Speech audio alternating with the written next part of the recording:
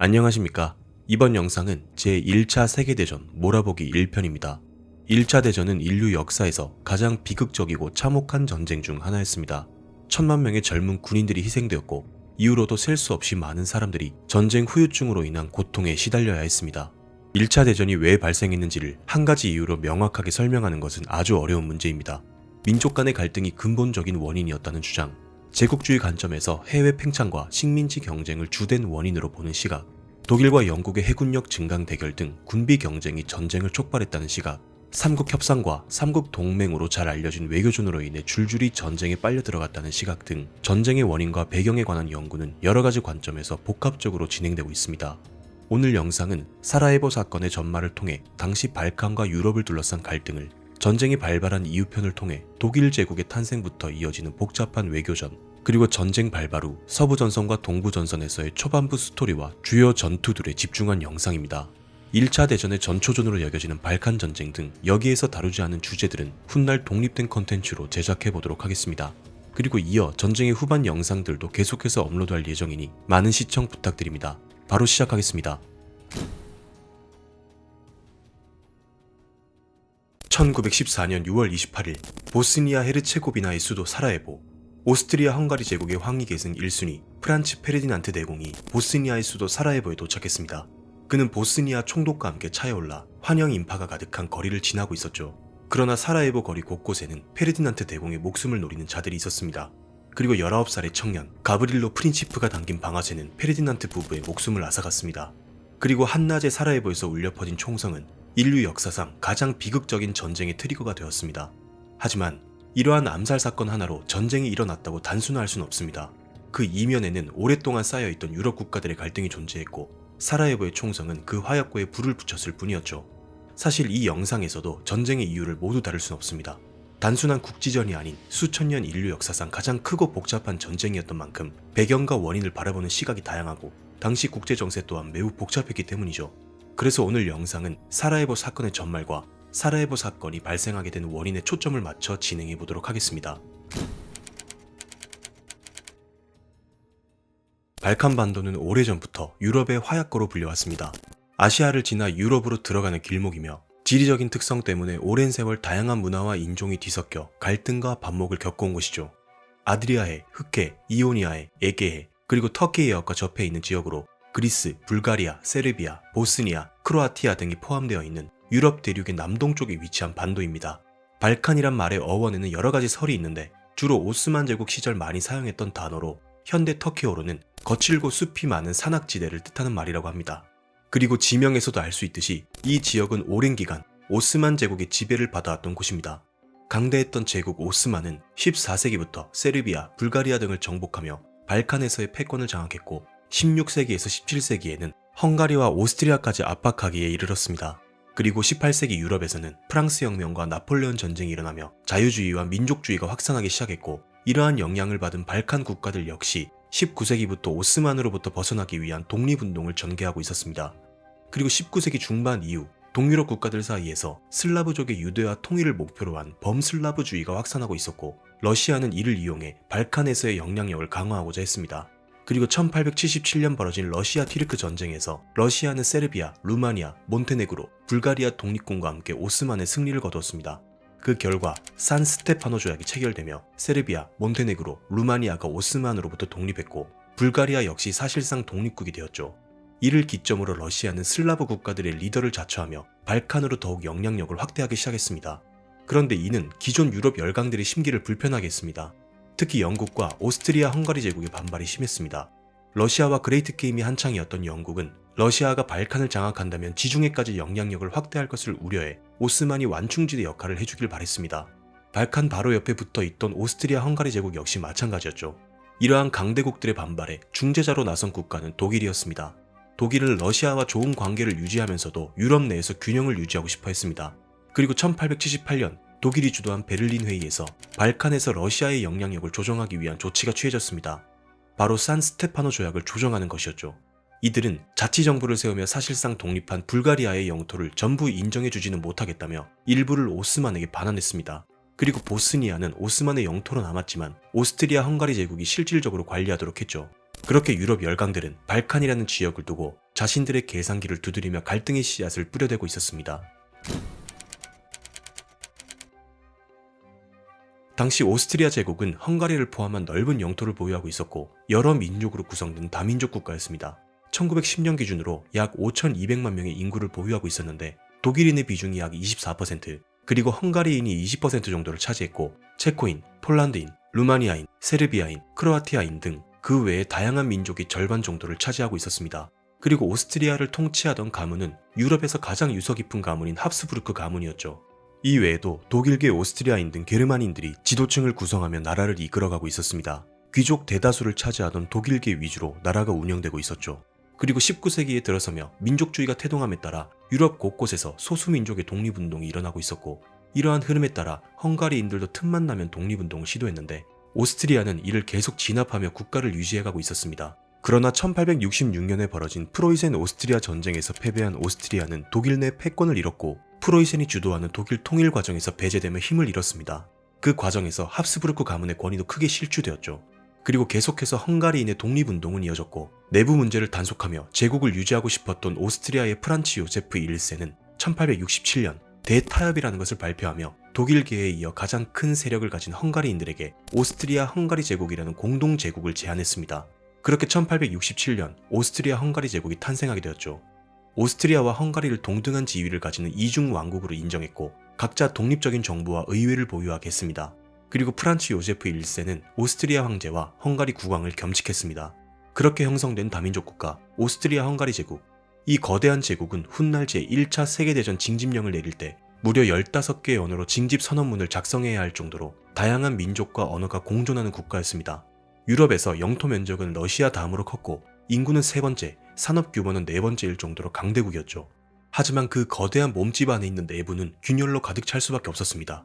영국, 프랑스 등 서유럽 열강들은 단일한 정치 시스템과 언어 등 통일된 국가 정체성을 형성해가고 있었지만 오스트리아 헝가리는 수많은 민족과 언어가 뒤섞이며 갈등과 증오의 감정이 끊이지 않는 불안정한 국가였습니다.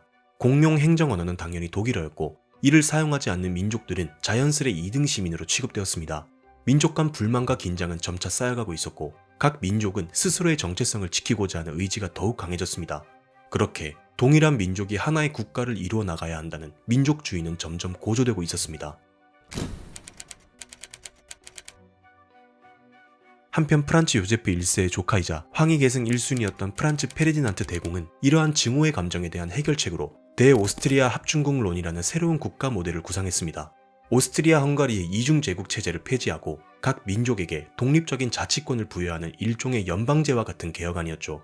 공용어는 독일어로 하는 대신 각 지역의 민족 언어 역시 공식 언어로 인정하고 보존하겠다고 했습니다. 그리고 이러한 파격적인 개혁안은 기득권이었던 독일인과 헝가리인의 반발을 불러왔습니다. 자신들이 제국의 중심이라 생각한 독일계 오스트리아인은 다른 민족과 동등해지는 것을 받아들이지 않았고 이중제국으로서 독립적인 자치권을 유지하고 있던 헝가리인들도 오늘날의 헝가리, 슬로바키아, 크로아티아 지역을 포함하는 넓은 영토를 향유하며 나름대로 독일인과 같은 1등 시민으로서 특권을 누리고 있었기 때문에 이들 역시 반발이 심했습니다. 반대로 이들을 제외한 슬라브계 민족, 이탈리아인, 루마니아인 등 차별 대우를 받던 나머지 민족들은 개혁안에 열렬한 지지를 보냈죠. 그리고 당시 오스만으로부터 독립했던 세르비아의 민족주의 정서는 그 어느 지역보다 강렬했습니다. 오스만 제국으로부터 무장투쟁으로 독립을 쟁취한 세르비아는 주변의 남슬라브인들을 통합해 하나의 국가로 건설하려는 대세르비아주의를 외치고 다녔죠. 그런데 페르디난트의 대합중국론은 오스트리아 내의 슬라브인들의 지지를 얻었기 때문에 세르비아 입장에서는 남슬라브인들의 강력한 민족주의 전선을 구축하기 힘들어진 것입니다. 당시 황제 프란츠 요제프 1세는 고령이라 계승 1순위였던 페르디난트 대공이 황제로 즉위하는 것도 시간 문제였죠. 그리고 거기에 더해 1908년 오스트리아 헝가리 제국은 동진 정책의 전초기지로 30여 년간 관리하던 보스니아 헤르체고비나를 완전히 병합했습니다.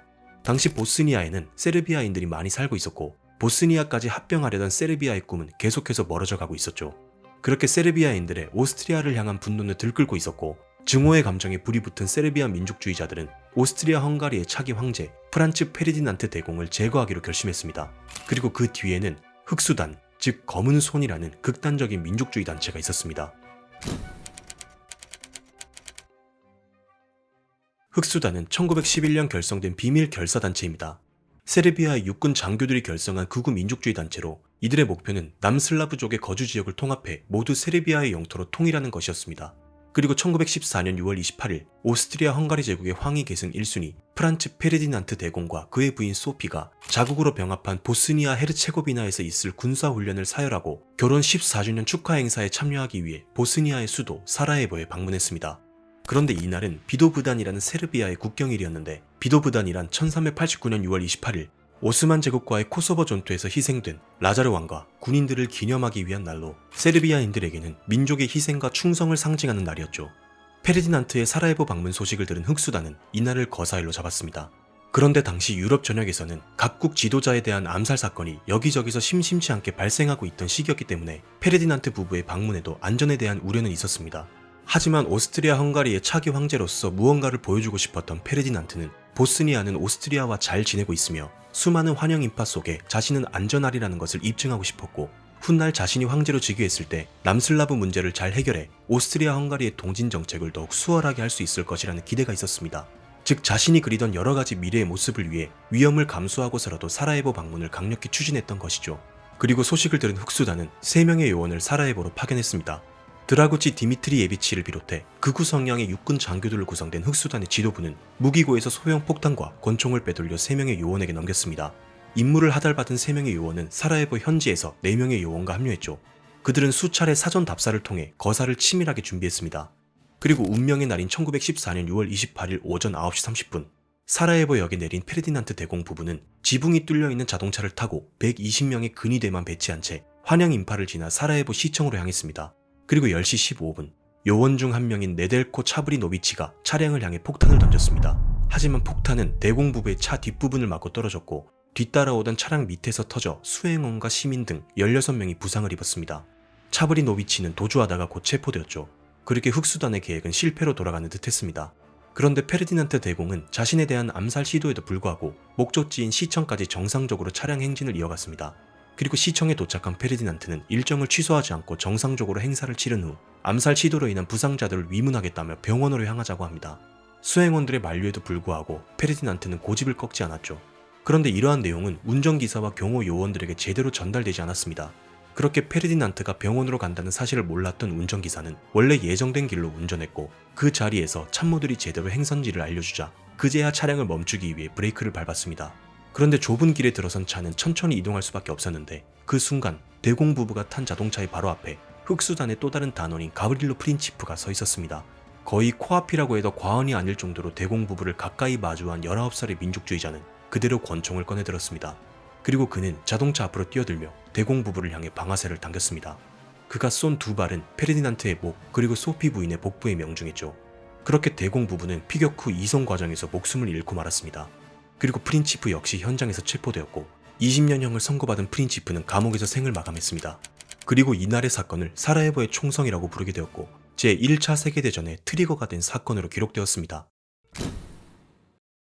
오스트리아 헝가리는 이 사건에 세르비아 정부가 연루되어 있다고 확신하며 강하게 진상규명을 요청했습니다. 그리고 오스트리아 입장에서는 자꾸만 슬라브족의 저항 정신을 부추기며 피곤하게 했던 세르비아를 제대로 혼쭐내주겠다는 생각도 가지고 있었죠. 이미 사라예보 사건 이전부터 오스트리아 내부에서는 군대를 동원해 세르비아를 강경하게 진압하자는 의견이 많았습니다. 그런데 아이러니하게도 강경 진압책을 가장 반대했던 인물이 바로 페르디난트 대공이었죠. 오스트리아 입장에서는 이 기회를 명분으로 삼아 제대로 세르비아를 응징하려 했습니다. 그러나 세르비아 입장에서는 믿을 구석이 있었는데 바로 러시아였습니다. 러시아는 발칸에서의 영향력을 확대하기 위해 슬라브족의 큰형님을 자처하고 남하하고 있었고, 그러한 러시아의 존재로 인해 오스트리아 정부 역시 세르비아 공격이 부담스럽긴 했습니다. 그러나 오스트리아에게는 든든한 우방국인 독일이 있었습니다. 독일은 오스트리아를 전폭 지원해주겠다고 약속했죠. 그리고 독일은 이미 이전부터 전쟁을 준비하며 단순히 오스트리아와 세르비아의 국지전이 아닌 자신들이 그리고 있던 그림이 있었습니다. 그렇게 사라예보 사건 발생 한 달 후인 7월 28일 오스트리아 헝가리는 세르비아에 선전포고를 했고 곧 세르비아의 베오그라드를 향해 진격했습니다. 제1차 세계대전이 시작되는 순간이었죠. 그리고 일주일도 채 되지 않아 러시아, 독일, 프랑스, 영국 등 유럽 열강들이 도미노처럼 우르르 전쟁에 참전하게 되었습니다. 그렇다면 발칸에서의 작은 불씨 하나로 갑자기 왜 이렇게 많은 국가들이 전쟁에 참전하게 되었으며 세계대전으로 번지게 되었는지, 그리고 전쟁 이면에 감춰진 각국의 속내는 무엇이었는지 다음 영상부터 본격적으로 알아보도록 하겠습니다. 1914년 7월 28일 오스트리아 헝가리 제국은 세르비아에 선전포고하며 베오그라드를 향해 포격을 가했습니다. 사라예보에서 가브릴로 프린치프의 총성이 울린 지 한 달 만의 일이었죠. 그리고 이 전쟁은 단순히 양국 간의 무력 도발로 끝나지 않았습니다. 오스트리아의 포격 하루 뒤인 7월 30일, 슬라브족의 맏형을 자처하던 러시아는 세르비아를 지원하기 위해 총동원령을 내렸고, 8월 1일에는 오스트리아 헝가리에게 지원을 약속했던 독일이 러시아에 선전포고를 했습니다. 같은 날 프랑스 역시 총동원령을 내리며 전쟁 대비 태세에 돌입했죠. 이틀 뒤인 8월 3일, 독일은 프랑스를 향해서도 선전포고를 했고, 다음 날인 8월 4일 벨기에를 통해 파리로 진격하기 시작했습니다. 이에 영국이 즉각적으로 독일의 전쟁을 선포했습니다. 그렇게 단 일주일 만에 유럽의 강대국들이 전쟁에 뛰어들기 시작했습니다. 순식간에 시작된 전쟁은 무려 4년간 이어졌고 제1차 세계대전이라고 명명된 인류 역사상 가장 참혹한 전쟁 중 하나로 기록되었습니다. 그렇다면 1914년 여름, 왜 유럽 열강들은 도미노처럼 연쇄적으로 전쟁에 참전하게 되었는지, 왜 인류 역사상 최초로 세계대전이라는 타이틀을 얻을 만큼 대전쟁으로 번지게 되었는지 오늘 영상을 통해 알아보도록 하겠습니다. 조금 시간을 거슬러 올라가 보겠습니다. 1871년 1월, 프로이센을 중심으로 한 독일은 프로이센 프랑스 전쟁, 즉 보불 전쟁에서 프랑스의 승리를 거두었습니다. 그리고 1871년 1월 18일, 적의 심장부인 베르사유 궁전에서 독일 제국을 공식적으로 선포했습니다. 프랑스는 전쟁의 패배로 독일의 알자스 로렌 지역을 빼앗겼고 50억 프랑이라는 배상금을 지불했죠. 사실 당시 독일의 유럽 내 위상은 지금 우리가 알고 있는 독일의 위치와는 달랐습니다. 독일은 신성 로마 제국, 독일 연방을 거치며 오랜 세월 잘게 쪼개져 있었고 그저 강대국들의 세력 균형을 위한 완충지대 역할을 해오고 있었습니다. 그러나 보불 전쟁에서의 승리, 그리고 독일의 통일제국 건설은 유럽의 질서를 흔들기 시작했습니다. 독일의 철혈재상 오토 폰 비스마르크는 치밀한 외교 정책을 통해 독일을 안정시켜 나가려 했습니다. 비스마르크가 생각한 최우선 목표는 독일의 복수의 칼날을 갈고 있는 프랑스를 고립시키는 것이었습니다. 그것을 위해 1873년 러시아, 오스트리아, 헝가리와 함께 3제 동맹을 결성했죠. 그러나 3제 동맹은 얼마 못 가 흔들리기 시작했습니다. 러시아와 오스트리아, 헝가리가 발칸 반도에서의 주도권을 놓고 갈등을 겪었기 때문이죠. 특히 1877년 러시아 튀르크 전쟁에서 러시아는 세르비아, 불가리아, 몬테네그로 등 오스만의 지배를 받던 국가들과 함께 승리를 거두었고 이들의 독립을 도우며 발칸으로의 영향력을 확대해 나갔습니다. 그러나 영국, 오스트리아, 헝가리 등 기존 열강들은 러시아의 팽창을 견제했고 결국 1878년 독일이 주도한 베를린 회의를 통해 발칸에서 러시아의 영향력이 축소되었습니다. 이로 인해 사실상 3제 동맹은 깨졌습니다. 그리고 1882년 비스마르크는 프랑스와 튀니지 문제를 놓고 갈등을 겪던 이탈리아를 끌어들였습니다. 그렇게 독일, 오스트리아, 헝가리, 이탈리아까지 3국 동맹이 완성되었습니다. 그러면서도 비스마르크는 러시아를 적으로 돌리지 않으려 했습니다. 프랑스와 러시아 사이에서 양면 전쟁의 위험에 노출되어 있던 독일은 1887년 러시아와 재보장 조약이라는 것을 체결했습니다. 이는 오스트리아, 헝가리에게 알리지 않고 체결한 비밀 조약이었고 독일이 불가리아에서 러시아의 특수 이익을 인정하는 대신 제3국과 전쟁 시 우호적 중립을 지킨다는 약속을 받아냈습니다. 제3국이란 사실상 프랑스를 의미하는 것이었죠. 즉 비스마르크는 러시아가 프랑스와 손을 잡지 못하도록 한 것입니다. 그렇게 비스마르크는 외교의 대가라는 별명답게 프랑스를 고립시키면서 실리적이고 복잡한 동맹 네트워크를 가동하고 있었습니다. 그런데 1888년 독일의 새 황제 빌헬름 2세가 즉위하면서 비스마르크의 외교 정책은 대대적으로 폐기되기 시작했습니다. 젊고 혈기왕성했던 빌헬름 2세는 독일을 유럽에서 가장 강한 국가로 만들고 싶어 했습니다. 곧 현실적인 외교 노선을 취했던 비스마르크는 실각되었고 빌헬름 2세의 주도 아래 세계 정책이라는 외교 정책이 시행되었는데 그동안의 소극적인 대외 정책이 아닌 적극적으로 대외 팽창에 나서겠다는 계획이었습니다. 빌헬름 2세는 오스트리아 헝가리와의 동맹을 견고히 유지하길 원했고 이를 유지하는 데 있어서 러시아와의 외도는 도움이 되지 않는다고 생각했습니다. 또한 러시아와 프랑스가 손을 잡을 이유도 없다고 판단했죠. 그리고 1890년 독일은 러시아와의 재보장 조약 갱신을 거부하면서 복합적인 균형 외교에 종지부를 찍었습니다. 그러나 빌헬름 2세의 예상과는 달리 재보장 조약 종료 이후 프랑스와 러시아는 가까워지기 시작했습니다. 그리고 1894년 프랑스와 러시아는 러블 동맹을 체결했고 그렇게 독일을 비롯한 3국 동맹을 견제하기 위한 새로운 축이 만들어지기 시작했습니다. 그런데 독일의 적극적인 대외 팽창 정책은 또 한 국가의 심기를 거슬리게 하고 있었는데 바로 영국이었습니다. 사실 영국은 유럽 내 갈등에 직접 개입하지 않는 고립주의 노선을 유지하고 있었습니다. 그런데도 독일의 행보가 거슬렸던 가장 큰 이유는 독일이 대외 팽창을 위해 선택할 수밖에 없었던 군사력 증강, 그 중에서도 해군력 증강에 온 힘을 집중하고 있었기 때문입니다. 영국 입장에서는 자신들의 해군력에 대항할 수 있는 국가가 나온다는 것은 상상조차 할 수 없는 일이었습니다. 비렐름 2세는 영국 왕립 해군에 필적하는 해군력을 갖추기 위해 티르피츠를 해군청 장관으로 삼아 5차례에 걸쳐 함대법을 제정하며 대형 군함을 건조하기 시작했습니다. 이렇게 독일이 공격적으로 해군력을 확장하며 해상 강국으로의 도약을 탐내자 명예로운 고립을 택하고 있던 영국 역시 이럴 때가 아니라는 것을 자각하기 시작했고, 매번 식민지 문제로 충돌하던 프랑스와 손을 잡기 시작했습니다. 그렇게 1904년 영국과 프랑스는 독일을 견제하는 것과 동시에 식민지 분쟁을 해결하기 위한 영불 협상을 맺었습니다. 이후로 영국과 독일은 크고 두껍고 빠르고 강력한 전함인 드레드노트급 전함을 경쟁하듯이 찍어내면서 해상 패권 경쟁에 계속해서 불을 지피고 있었죠. 급기야 그레이트 게임으로 오랜 세월 다퉜던 영국과 러시아마저 독일을 견제하기 위해 협력하기로 결정했고 1907년 영러 협상을 체결했습니다. 이로써 영국, 프랑스, 러시아라는 3국 협상이 완성되었습니다. 그렇게 유럽은 3국 동맹 그리고 3국 협상으로 쪼개지며 거대한 전쟁을 향한 도미노가 세워지고 있었습니다. 1914년 6월 28일 오스트리아 헝가리 제국의 황위 계승 1순위 프란츠 페르디난트 대공이 보스니아의 수도 사라예보에서 세르비아의 민족주의자 가브릴로 프린치프가 쏜 총에 맞고 피살되었습니다.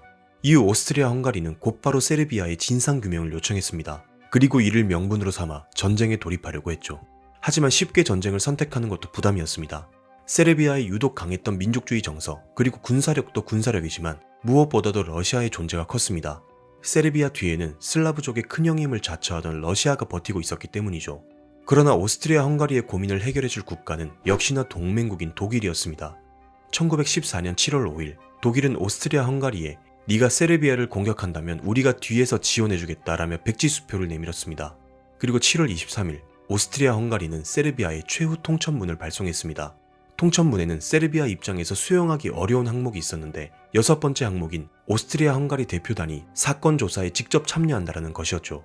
최후 통첩문을 마주한 세르비아의 알렉산더르 왕세자와 파시치 총리는 급히 러시아 영사관을 방문해 지원을 요청했고 7월 25일 러시아 외무장관 사조노프는 세르비아를 전적으로 지원할 것이라고 답변했습니다.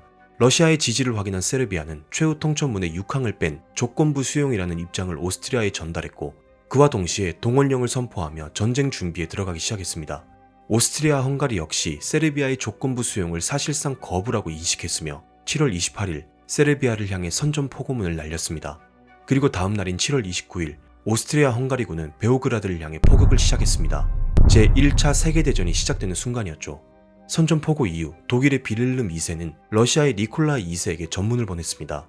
이 문제는 오스트리아 헝가리가 피해자라고 두둔하며 러시아에게 군사적 행동을 자제할 것을 촉구했습니다. 이와 동시에 모든 독일군을 부대로 복귀시키며 전쟁 준비에 들어갔죠. 니콜라이 2세는 이에 대한 답변으로 유럽의 대국인 오스트리아 헝가리가 소국인 세르비아를 향해 선전포고하는 것은 비열한 짓이라며 오스트리아 헝가리를 설득해 군대를 철군하라고 요청했습니다. 그리고 빌렐름 2세는 답신을 통해 오스트리아 헝가리는 비열하지 않으며 세르비아의 영토 확보에는 관심이 없으므로 러시아는 개입하지 말고 지켜보라고 전달했습니다. 그렇게 오스트리아의 베오그라드 포격 이후 며칠 사이 독일과 러시아 양국의 지도자 사이에 진전 없는 힘겨루기가 이어지고 있었고 정책 결정자와 군 지휘부는 일촉즉발의 상황을 준비하고 있었습니다. 그리고 7월 30일 오후 6시 니콜라이 2세는 총동원령을 내렸습니다. 많은 역사가들이 이 순간을 전쟁이 세계대전으로 발전한 가장 결정적인 순간이었다고 평가하고 있죠. 그렇게 독일 여론은 급속도로 발러 감정으로 기울었고 8월 1일 비렐름 2세 역시 총동원령 선포를 승인하며 독일이 러시아에 전쟁을 선포했습니다. 그리고 독일은 마치 기계처럼 그동안 준비해왔던 작전을 수행하기 시작했습니다. 바로 그 유명한 슐리핑 계획이죠. 슐리핑 계획은 다음 영상에서 다루도록 하겠습니다. 어떻게 보면 제3자 입장이었던 프랑스 역시 내부에서는 전쟁 분위기가 고조되고 있었습니다. 이미 오스트리아의 선전포고 이전인 1914년 7월 20일 프랑스의 대통령 푸앙카레는 러시아를 방문해 니콜라이 2세와 회담을 했고 오스트리아가 세르비아의 주권을 침해한다면 러시아와 프랑스가 힘을 합해 이를 저지하겠다는 러블 동맹을 재확인한 상태였습니다. 사실 1898년 영국과 프랑스의 식민지 전쟁으로 대표되는 파쇼다 사건 당시 만약 영국과 프랑스 사이에 전쟁이 일어난다면 프랑스를 돕겠냐는 것에 대한 물음에 러시아는 거절했었고 1904년에 러일 전쟁이 벌어졌을 때 프랑스 역시 러시아에 대한 지원을 거절한 적이 있었습니다. 이러한 사례들은 러블 동맹의 결속력을 의심하게 했고 니콜라 2세는 푸앙카레와의 회담을 통해 다시 한번 동맹 관계를 재확인한 것이죠. 그리고 며칠 뒤 독일이 러시아에 선전포고를 하자 불과 며칠 전 러시아와 동맹을 재확인한 프랑스는 이제 독일을 향해 선제 공격을 할 것인가 혹은 방어적 태세를 유지할 것인가를 결정해야 했습니다. 그리고 8월 1일 프랑스 역시 총동원령을 내렸습니다.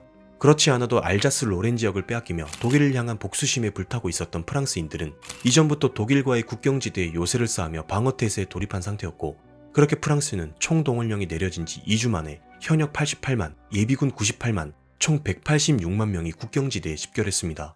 그리고 프랑스의 총동원령 이틀 뒤인 8월 3일, 독일은 프랑스를 향해 전쟁을 선포했습니다. 그런데 이유는 다음 영상에서 다루겠지만 독일은 슐리핑 계획에 따라 프랑스를 치기 위해 벨기에를 통과하는 전략을 선택했습니다. 8월 2일 독일은 벨기에에 최후 통첩을 보냈는데 독일군이 벨기에를 통과하도록 길을 열어주면 전후 벨기에의 독립을 보장하겠다는 것이었죠. 이에 벨기에의 국왕 알베르 1세는 벨기에는 지나다니는 길이 아니라며 독일의 요구를 거부했습니다. 결국 8월 4일 독일군이 벨기에 국경을 넘어 침공을 시작했죠. 그런데 벨기에는 1839년 맺은 런던 조약을 통해 네덜란드로부터 독립하며 영세 중립국으로 지정된 국가였습니다. 영국은 이를 주도하며 유럽에서의 세력 균형을 유지해왔죠. 그렇기 때문에 영국 입장에서 벨기에 중립을 보장하는 것은 외교상의 중요한 약속 중 하나였고, 만약 이를 무시한다면 국제적인 신뢰도가 땅에 떨어질 것이며 향후 유럽 외교에서 발언권도 줄어들 수 있었습니다. 더욱이 독일의 해군력이 빠르게 성장하면서 이미 영국 역시 독일을 큰 위협으로 간주하고 있었죠. 이에 영국 외무장관 에드워드 그레이는 의회를 통해 벨기에의 중립을 지켜야 한다는 명분으로 개전을 요구했고, 8월 4일 오후 11시 영국은 독일에 선전포고를 했습니다. 오스트리아 헝가리 제국 그리고 독일은 영국이 그동안 해왔던 고립주의를 지킬 것이라 생각했습니다. 이 전쟁을 통해 영국이 얻을 이익은 크지 않을 것이라 생각했고 대륙의 전쟁에 직접 개입하진 않을 것이라 판단했죠. 하지만 그것은 착각으로 드러났고, 영국이 참전을 결정하자 베트만 홀백 독일 총리는 영국과 독일이 종이조각 하나 때문에 전쟁을 벌여야 하는가 라고 우려했습니다. 그렇게 단 일주일 만에 오스트리아 헝가리, 세르비아, 러시아, 독일, 프랑스, 벨기에, 영국까지 연쇄적으로 전쟁 속으로 빨려 들어가 버렸습니다. 8월 4일 영국이 전쟁에 돌입하던 날 그레이 외무장관은 유럽 전역에서 불빛이 꺼지고 있다. 우리 생애 동안 다시 켜지는 일은 없을 것이다 라는 말을 남겼습니다. 1914년 8월 전 유럽은 연쇄적으로 전쟁에 돌입하게 되었습니다. 그리고 모두가 이 전쟁은 길어야 몇 달이면 끝날 것이라 생각했고 승리할 수 있을 것이라 확신했죠. 당연히 전쟁에 반대하는 세력들도 많았지만 전쟁에 대해 열광하는 분위기 역시 만만치 않았습니다. 각국의 정책 결정권자들 역시 정신 차리고 눈을 떠보니 어느 순간 전쟁에 휘말려 들어갔음을 알아차렸습니다. 목류병자들이란 책을 쓴 크리스토퍼 클락 케임브리지대 교수는 1914년의 주역들은 눈을 부릅뜨고도 보지 못하고 꿈에 사로잡힌 채 자신들이 곧 세상에 불러들일 공포의 실체를 깨닫지 못한 목류병자들이었다 라고 서술했습니다. 한편 독일은 오랫동안 결정적인 작전을 수립해오고 있었는데 그것은 바로 슐리펜 계획이었습니다. 지리적인 이유로 인해 양면 전쟁의 위험에 노출되어 있던 독일이 세운 비장의 무기였죠. 슐리펜 계획은 서부 전선에서 프랑스를 빠르게 굴복시키고 이후 러시아를 상대하겠다는 단기 결전을 위한 전략이었습니다. 그렇다면 독일의 슐리펜 계획은 어떤 계획이었으며 과연 계획을 성공적으로 실행에 옮길 수 있었는지, 그리고 전쟁은 어떤 과정을 통해 모두의 예상을 뛰어넘는 끔찍한 전쟁이 되어버렸는지 다음 영상에서 이야기를 이어가 보도록 하겠습니다. 지난 영상들을 통해 사라예보 사건의 전말과 그리고 전쟁이 어떻게 확전되기 시작했는지에 관해 알아보았습니다. 단 일주일 만에 유럽의 열강들이 전쟁에 뛰어들기 시작했죠. 오스트리아 헝가리가 세르비아를 포격하고 약 일주일 뒤인 1914년 8월 4일 독일은 프랑스를 치기 시작했습니다. 그리고 파리를 점령하기 위해 선택한 길은 벨기에였죠. 벨기에를 지나 마치 오른팔을 휘두르는 것처럼 크게 우회해 파리로 진격하는 것이 이 작전의 핵심이었고, 작전의 최초 기획자인 슐리펜의 이름을 따 이 작전은 슐리펜 계획이라고 부르고 있습니다. 그렇다면 슐리펜 계획의 목표는 무엇이었는지, 그리고 전쟁 초기 독일은 슐리펜 계획을 통해 원하던 시나리오를 만들어낼 수 있었는지 오늘은 전쟁 초기에 프랑스 국경지대로 가보도록 하겠습니다. 1871년 독일의 통일제국 건설 직후 프로이센의 군사 전통을 계승한 참모본부는 지속적으로 전쟁 계획을 연구하고 발전시켜 왔습니다. 독일 제국군 초대 참모총장이자 독일 역사상 최고의 장군 중 한 명으로 꼽히는 몰트케는 병력의 이동과 물자 수송을 목적으로 철도 운용을 체계화했는데 철도를 활용한 신속 기동을 통해 시간이라는 변수를 획기적으로 변화시킨 인물입니다. 그리고 1888년 몰트케 전역 후 청나라 의와단 운동 진압군의 총사령관으로 알려진 발더제가 3년간 참모총장을 지냈고, 이어 1891년부터 슐리펜이 독일군 참모총장을 맡았습니다. 슐리펜은 당시 독일이 놓인 상황을 놓고 조국을 안전하게 지킬 수 있는 최선의 방법을 연구하기 시작했습니다. 그리고 작전 구상의 출발점은 서쪽에는 프랑스, 그리고 동쪽에는 러시아, 양쪽 사이에 낀 독일의 상황이었습니다. 사실 슐리펜 이전까지만 해도 양쪽을 상대해 승리할 것이라 생각은 하지 않았습니다. 프랑스는 국방비에 엄청난 자금을 투입해 군대를 현대화했고, 국경지대에는 강력한 요새를 건설해 독일의 침략에 대비하고 있었습니다. 그래서 당시 독일은 오히려 프랑스의 선제 공격에 대비해 라인강을 따라 방어 태세를 갖추고 주력 부대는 동부로 이동시켜야 한다고 생각했습니다. 그리고 동부에서도 선제 공격이 아닌 러시아와의 국경 안쪽에 방어선만 잘 구축하자는 생각이었습니다. 몰트케는 나폴레옹의 모스크바 원정 실패가 초래한 결과를 기억했으며 러시아 국경 안쪽으로 진격하는 것에는 관심 없다라고 얘기했죠. 그리고 1891년 몰트케는 사망했고, 발더제에 이어 슐리펜이 독일군 참모총장에 올랐습니다. 슐리펜은 몰트케의 참모 양성 제도를 거쳐 뛰어난 성적과 함께 길러진 엘리트 군인이었습니다. 그런데 슐리펜은 전쟁을 이론적으로 이해하는 데만 집중했습니다. 몰트케는 작전 연구를 철저히 하면서도 현실적인 외교 감각을 잃어버리지 않기 위해 노력했습니다. 비스마르크와 정책적 대립이 있어도 항상 서로의 말에 귀를 기울였죠. 반면 슐리펜은 외교 문제에는 전혀 관심이 없었습니다. 그리고 슐리펜이 독일군의 지휘권을 잡았을 무렵 현실적이고 실리적인 외교를 펼치던 비스마르크가 실각하고 비렐름 2세의 주도로 강력한 대외 팽창 정책을 추진하기 시작했습니다. 1890년 독일은 러시아와 재보장 조약 연장을 거부했죠. 이후 독일과 사이가 틀어진 러시아가 프랑스와 손을 잡자 독일은 양면 전쟁의 위험에 본격적으로 노출되기 시작했습니다. 이제 독일군은 진짜 전쟁 준비에 들어가야 했죠. 우선 슐리펜은 영국은 신경 쓰지 않았습니다. 슐리펜 자신은 해상 진출에는 관심도 없었고, 명예로운 고립을 택하던 영국이 대륙에서의 전쟁에 끼어들 것이라고는 생각하지 않았습니다. 결국 고민해야 할 상대는 프랑스와 러시아였고, 슐리펜이 내린 결론은 선택과 집중, 둘 중에서는 프랑스부터 집중하겠다는 것이었습니다. 전임자였던 몰트케, 발더제와는 반대였죠. 슐리펜은 동맹국인 오스트리아가 강한 것은 아니나 어느 정도는 러시아를 견제해줄 수 있을 것이라 생각했습니다. 그리고 러시아는 넓은 영토와 좋지 않은 철도 시스템으로 인해 국경지대로 병력을 동원하는 데 오래 걸릴 것이라 생각했죠. 그래서 전력의 10% 정도는 동부에 두고 나머지는 서부에 집중한다. 만약 생각보다 러시아가 빠르고 강하다면 동프로이센의 일부는 내어주고 시간을 번 다음 프랑스를 괴멸하고 신속하게 동부로 이동하면 된다고 생각했습니다. 이제 슐리펜은 프랑스를 파고들 방법을 치열하게 고민했습니다. 대프랑스 작전은 여러 해를 거치면서 수정, 보완되었죠. 1894년까지는 프랑스와 독일 사이의 국경을 뚫을 수 있다고 생각했습니다. 하지만 1897년부터는 프랑스의 견고한 요새를 뚫기 어렵다는 점을 인정했고, 눈을 북쪽으로 돌려 벨기에와 네덜란드를 통해 돌아가는 것을 생각하기 시작했습니다.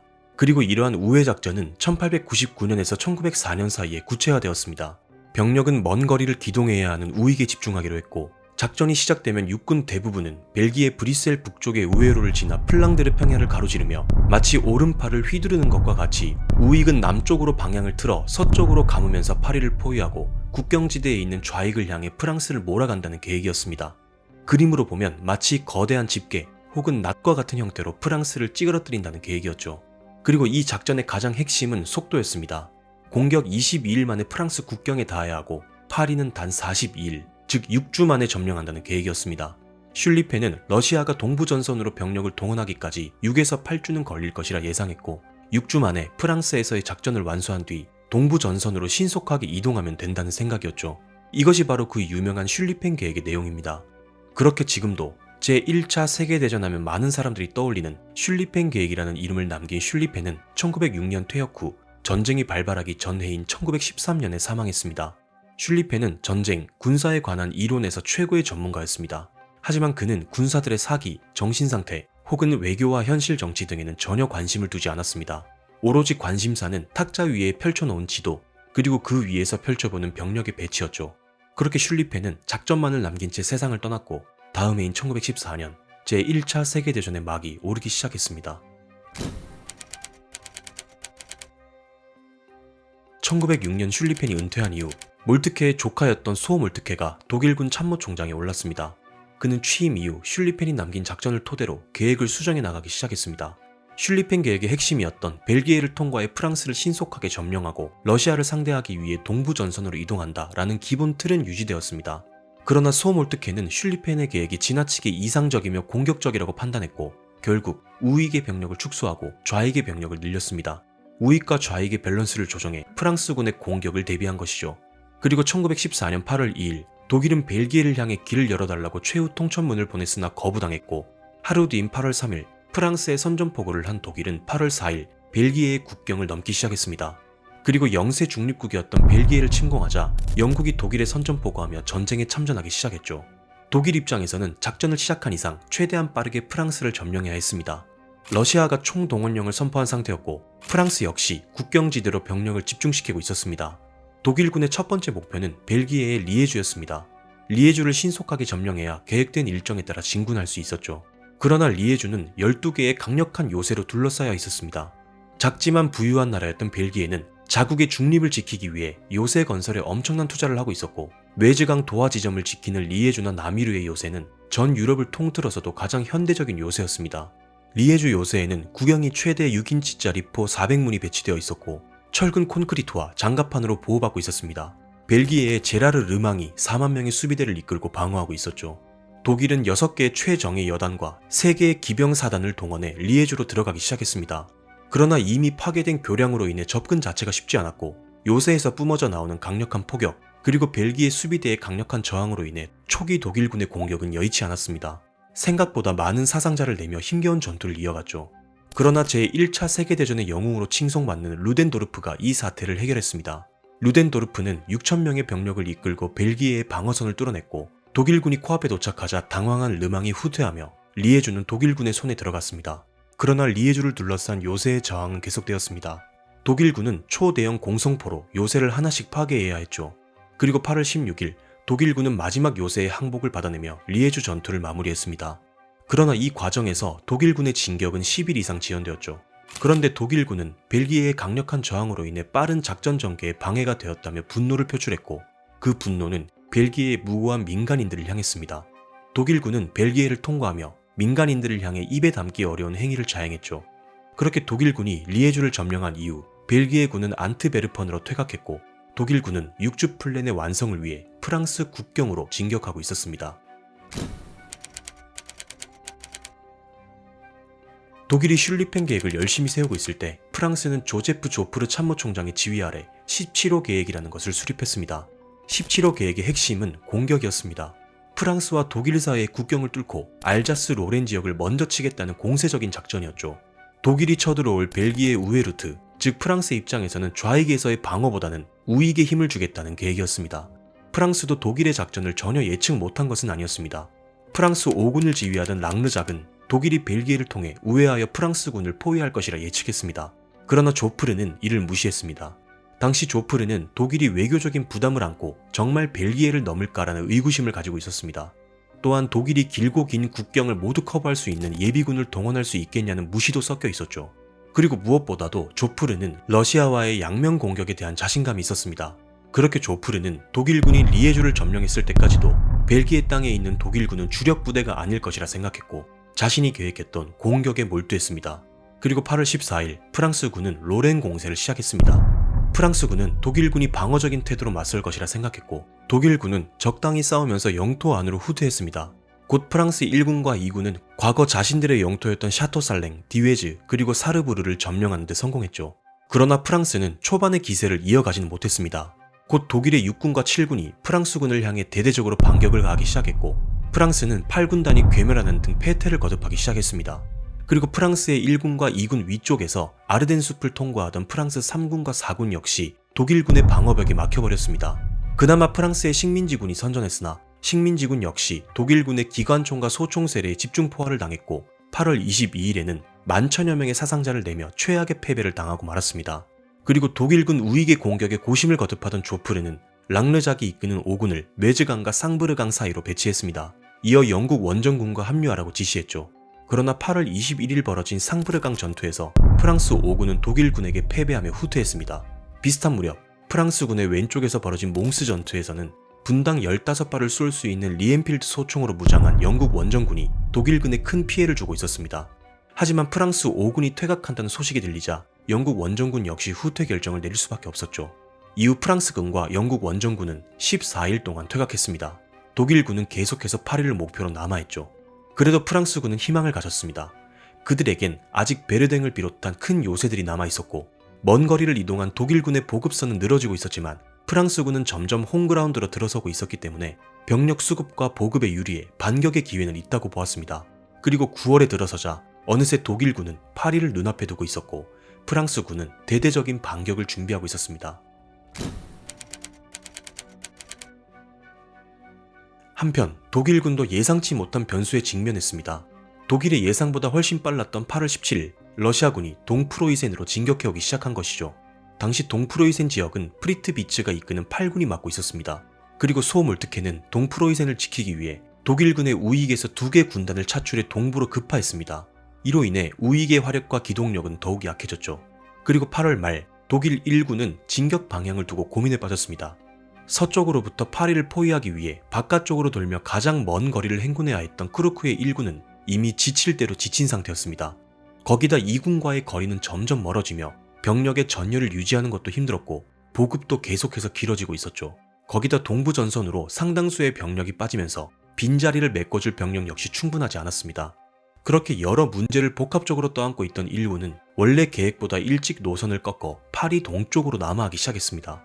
그리고 9월 초 독일군은 무더운 여름날의 강행군 끝에 파리에서 약 50km 떨어진 지점까지 도달하고 있었습니다. 그리고 9월 5일 마침내 조프르는 전 프랑스군을 향해 퇴각을 멈추고 일제히 반격을 개시한다는 명령을 내렸습니다. 그렇게 마른강 유역을 두고 마른 전투가 시작되었습니다. 사실 전투가 시작되기 전부터 독일 보병들은 지칠 대로 지쳐 있었습니다. 너무 먼 거리를 행군하기도 했고 보급도 원활하지 않았죠. 반면 프랑스군은 국경 전투에서의 패전 이후로 지휘관들을 물갈이하고 계속 병력을 수급하며 부대를 조직했습니다. 파리에서는 택시까지 징발해 6천여 명의 병력을 마른강으로 긴급 투입할 정도였죠.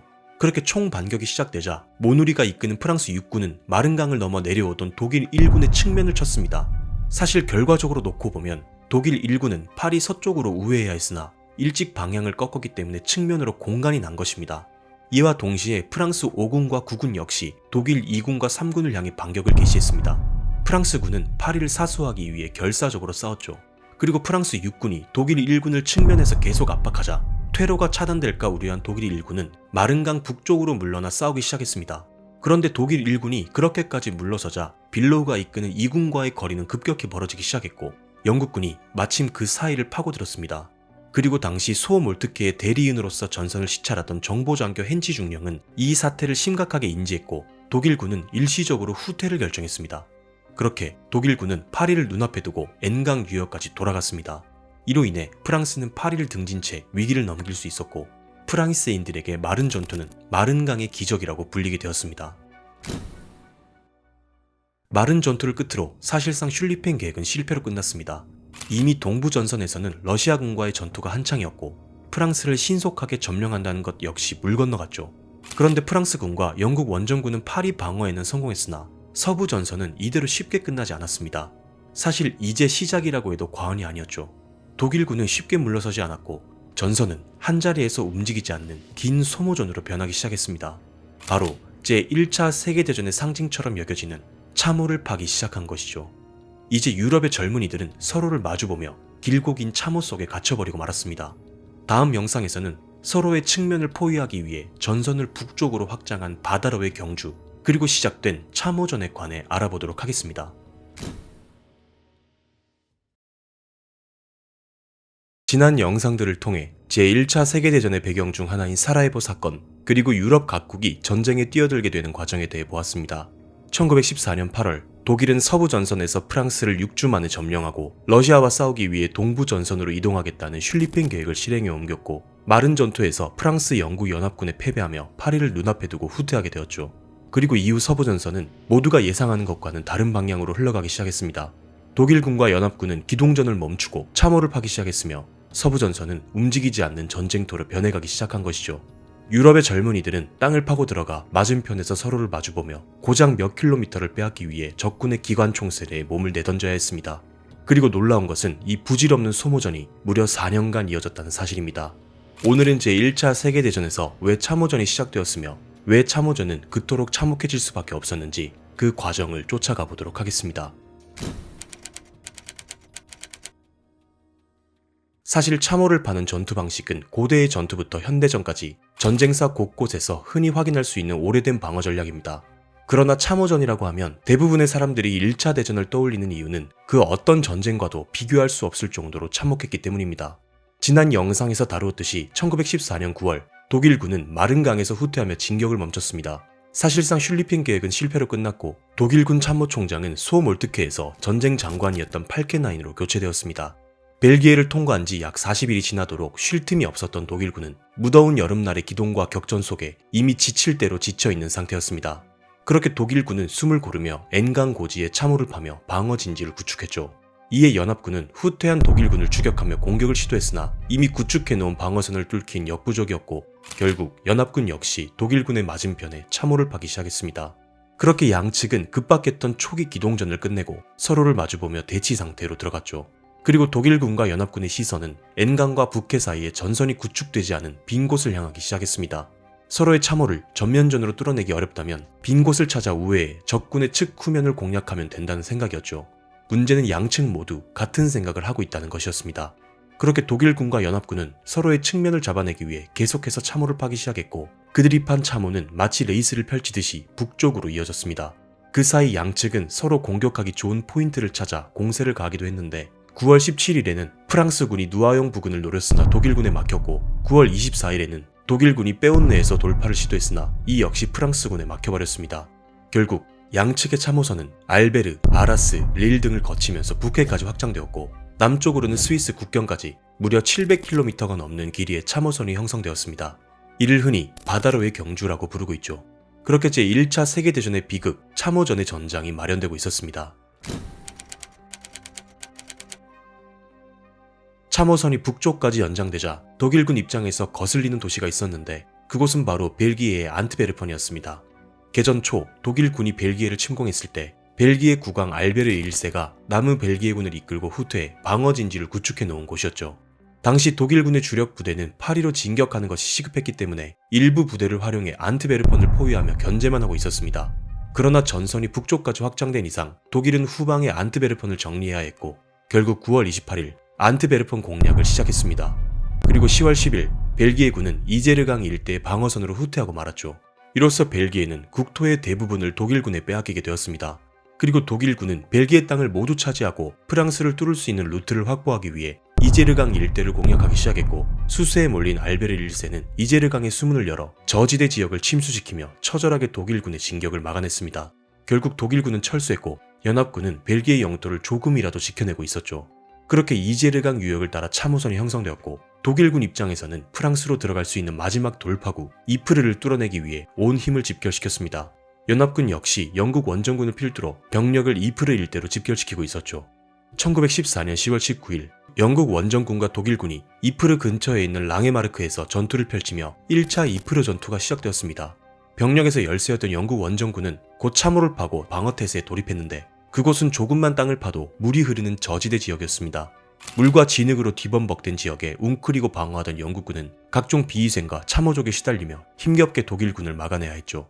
우세한 전력에도 불구하고 방어선을 뚫지 못하던 독일군은 아르망티에, 겔루펠트 등 이프르 주변에서 가능성이 있어 보이는 곳은 모조리 두드렸습니다. 그러나 계속해서 문턱을 넘지 못하고 연합군의 방어에 막혀버리고 말았죠. 그렇게 약 한 달간 이프르 지역을 둘러싸고 양측은 끝없는 소모전을 이어갔습니다. 전력이 소모되면 계속해서 예비대를 투입하고 또 투입했죠. 특히 독일은 충분히 훈련되지 않은 대학생 자원병들을 대거 투입했고 총알바지가 된 학생 2만 5천여 명이 그대로 전장에서 사라졌습니다. 영국 역시 본토에서 계속해서 예비대가 넘어왔고 인도군까지 투입하며 끝까지 이프르 주변을 사수해 나갔죠. 1차 이프르 전투 한 달간 독일군은 8만에서 13만의 사상자를 냈고 영국군은 5만 4천여 명, 프랑스군 5만 명 포함 연합군 측도 12만 명 이상의 사상자를 냈습니다. 그렇지만 양측의 전선은 큰 변화가 없는 극도의 소모전이었죠.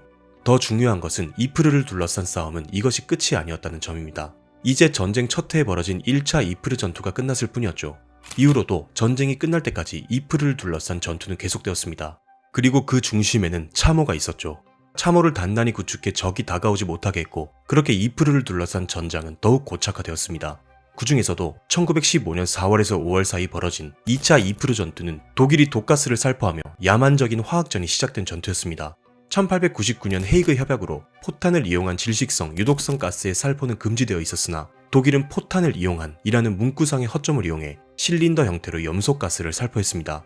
2차 이프르 전투에서 연합군은 약 12만 명의 병력을 투입했고 그중 무려 8만 명의 사상자가 발생했을 정도로 독가스는 잔인한 신무기였습니다. 그리고 1917년 벌어지는 파스샹달 전투는 양측 합계 약 80만 명의 사상자를 발생시키는 말 그대로 참호전의 지옥도를 선사했습니다. 그러나 이러한 대규모 사상자에도 불구하고 고작 전선은 몇 킬로미터밖에 변하지 않을 정도로 서부 전선에서의 참호전은 완벽한 소모전이었습니다. 전투가 거듭될수록 양측 모두 방어 진지를 더욱 단단하게 구축함으로써 그저 전선이 고착화되는 결과를 낳았을 뿐이죠. 이렇게 지옥같은 참호전은 무려 4년간 지속되었는데 그 중에서도 1916년 벌어질 베르댕 전투와 솜 전투는 소모전의 끝을 달리며 전쟁의 비효율성과 잔혹함을 극한으로 보여주게 됩니다. 그렇다면 참호전이 이토록 잔인할 수밖에 없었던 이유는 무엇일까요? 이러한 피해의 가장 큰 책임은 지휘부에 있었습니다. 프로이센 프랑스 전쟁, 즉 보블 전쟁 이후 약 40년간 유럽 내에서 커다란 전면전은 없었습니다. 그 기간 유럽의 강대국들은 훗날 있을 전쟁을 위해 군비를 계속해서 확장하고 있었죠. 그런데 문제는 공격 일변도의 전술에는 큰 변화가 없었던 데 반해 무기는 빠른 속도로 발전했던 것입니다. 그리고 기술의 발전을 상징하는 무기가 바로 기관총입니다. 참호전은 공격보다 방어가 절대적으로 유리한 형태였는데 나폴레옹 전쟁에서의 교범을 놓지 못한 구시대의 지휘관들은 돌격 앞으로를 외치며 병사들을 사지로 내몰았고 참호에 설치된 기관총이 불을 뿜자 병사들의 눈앞에는 그야말로 지옥이 펼쳐질 수밖에 없었습니다. 물론 돌격 전 무자비한 포격을 퍼부으며 참호를 무력화시키려 했으나 당시 기술로는 참호에 웅크리고 숨은 상대편을 완벽하게 제거하긴 역부족이었습니다. 설사 압도적인 병력을 투입해 상대 방어 진지에 도달한다고 해도 지친 몸을 이끌고 상대편의 참호 안에서 백병전을 펼쳐야 했고 설사 적군의 참호를 빼앗았다 하더라도 그 뒤로 또 다른 참호가 겹겹이 쌓여 있었죠. 그렇기 때문에 아무리 잘 싸워도 고작 몇 킬로미터밖에 전진하지 못하는 결과를 낳았던 것입니다. 1차 이프르 전투 당시만 하더라도 참호는 비교적 단순한 형태였으나 전쟁이 지속될수록 참호는 더욱 깊고 체계화되었습니다. 참호는 전방 참호부터 중간, 후방까지 다중으로 형성되어 있었고 분량은 많았지만 참호 간 통신 체계를 갖추고 있었습니다. 또한 여러 참호를 연결하는 통로를 지그재그 형태로 형성해 병력, 탄약, 물자 등을 나르기도 했죠. 참호 후방에는 야포를 배치했고 전방에는 철조망과 지뢰를 설치해 적군의 돌격 자체를 무력화시켰습니다. 또한 삼각대로 기관총을 거치한 기관총 진지를 구축했고 이로 인해 돌격하는 병력은 상대 진지까지 도달하지도 못하고 쓰러질 뿐이었습니다. 지휘소와 보급로는 물론 병사들이 잠을 잘 수 있는 공간도 마련했는데 대부분의 병사들은 참호 안쪽에 웅크리고 앉아 잠을 자곤 했습니다. 끊임없는 병력 소모로 인해 각국의 젊은 남성들은 모두 전장으로 나올 수밖에 없었고 남아있는 여성과 아이들은 모두 군수사업에 투입되었습니다. 1차 대전은 국가의 모든 역량을 전쟁에 투입하는 말 그대로 총력전이 되어가고 있었고 그러한 총력전의 대가는 고작 몇 킬로미터 땅을 빼앗는 것에 그쳤습니다. 그렇게 서부전선은 움직이지 않은 채 무려 4년 동안 이어진 것입니다. 또한 참호의 잔인함은 내부의 참혹함에서도 알 수 있습니다. 비라도 오면 금세 참호 안은 물이 차올랐고 피와 수거되지 못한 시체가 뒤엉켜 그야말로 비위생의 극치를 보여주었습니다. 참호족은 물론이고 각종 질병으로 인해 죽는 병사들도 부지기수였죠. 그리고 시체의 냄새를 맡고 출몰하는 파리와 쥐도 이들을 괴롭혔는데 시체를 먹고 자란 거대한 쥐들이 참호 안을 휘젓고 다녔다고 합니다. 병사들은 당시 보급품 중 담배를 가장 많이 찾았다고 하는데 이는 참호 안의 냄새를 제거하기 위한 용도였다고 하죠. 뿐만 아니라 앞서 보았던 독가스로 인해 비좁았던 참호 안은 가스로 가득 찼고 독가스를 마신 병사들은 질식하거나 인체에 심각한 손상을 입기도 했습니다. 독가스를 피해 참호 밖으로 나오면 바로 맞은편에 있는 상대편 참호에서 총알이 날아왔죠. 그렇게 1차 대전 당시 참호라는 곳은 현생의 지옥이나 다름없었습니다. 앞서 보았던 1차 이프르 전투 이후 겨울이 찾아왔고 곧 크리스마스가 다가왔습니다. 세부적인 교파는 달라도 기독교라는 공통된 신앙을 공유하던 서유럽의 병사들은 참호 속에서 크리스마스 캐롤을 부르거나 소소하게 파티를 열며 잠시나마 위안을 받고 있었죠. 그리고 1914년 12월 24일 독일군과 연합군은 서로를 쏘지 않기로 하며 참호 밖으로 나왔습니다. 전장에 울려 퍼지는 크리스마스 캐롤에 그 순간만큼은 총을 내려놓기로 한 것이죠. 이들은 밖으로 나와 담배 등 서로의 물건을 공유했고 악수를 하며 사진을 찍기도 했습니다. 전쟁 역사상 찾아볼 수 없는 아래로부터의 평화였죠. 당시 참호 속에서 발견된 영국군의 편지에 따르면 누구도 볼 수 없는 진귀한 장면을 목격했다. 참호에서 나온 독일군 2명이 우리 쪽으로 다가왔다. 그들은 총을 가지고 있지 않았고 양 진영에서 사람들이 가득하게 모여 서로 악수하며 해피 크리스마스 인사를 나눴다 라고 적혀 있었습니다.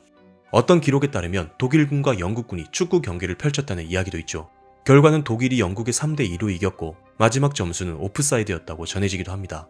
그러나 이러한 정전은 오래가지 못했습니다. 짧은 평화를 즐긴 후 각자의 참호로 돌아가 총구를 겨누었죠. 이로부터 2년 뒤인 1916년 크리스마스, 영국군의 전선 맞은편에서 한 독일군 병사가 참호 밖으로 나와 영국군을 향해 메리 크리스마스를 기원하고 중간에서 만나자는 제안을 했으나 영국군 지휘관은 저격 명령을 내렸고 이 독일군은 사살되었습니다. 이처럼 1914년의 평화는 기적과도 같은 것이었죠. 그렇게 크리스마스의 기적을 뒤로하고 독일군과 연합군은 끝없는 싸움을 이어갔습니다. 오늘은 1차 대전에서 참호전이 어떻게 시작되었고 어떤 방식으로 전개되었는지 이프르 전투와 함께 살펴보았습니다.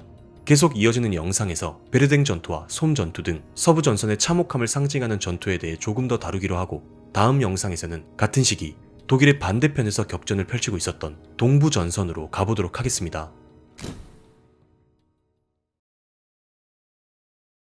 영상을 클릭해 주셔서 감사합니다. 지난 영상들을 통해 제1차 세계대전에 관한 이야기들을 풀어가고 있습니다. 전쟁이 발발한 이유에 이어 슐리펜 계획으로 시작된 서부전선에서의 초기 국경전투, 그리고 서부전선은 왜 참호전이라는 비극으로 치달아 오랜 기간 고차가 될 수밖에 없었는지에 관해서 얘기했죠. 오늘은 독일 서부전선의 반대편인 동부전선에 관한 이야기입니다. 제1차 세계대전 하면 가장 먼저 떠오르는 서부전선과 지독한 참호전에 비해 동부전선에 관해서는 많이 알려져 있지 않죠. 동부전선은 서부전선과 달리 지형이 넓었고 참호전보다는 대규모 기동전이 주를 이루었습니다. 그리고 서부전선 못지않게 치열한 전투들과 많은 스토리들이 담겨있는 전장이죠. 오늘은 독일의 양면 전쟁의 한 축, 동부전선에서는 어떤 일들과 어떤 전투들이 벌어졌는지 알아보기 위해 1914년 독일과 러시아의 국경지대로 떠나보도록 하겠습니다. 워털루 전투에서 나폴레옹이 시대를 끝낸 것으로 유명한 웰링턴 공작은 군사작전에서 시간이 전부다 라고 얘기했습니다. 모든 일에서도 그렇지만 특히나 전쟁에서 시간, 타이밍이란 것은 매우 중요한 요소이죠. 전쟁에서의 시간이란 병력을 동원할 수 있는 시간, 집결시킬 수 있는 시간, 작전을 전개할 수 있는 시간, 목표 지점으로 행군할 수 있는 시간 등 지휘관들이 작전을 수립하는데 시간과 타이밍은 매우 민감한 요소이자 전쟁의 승패를 좌우하는 결정적인 키입니다.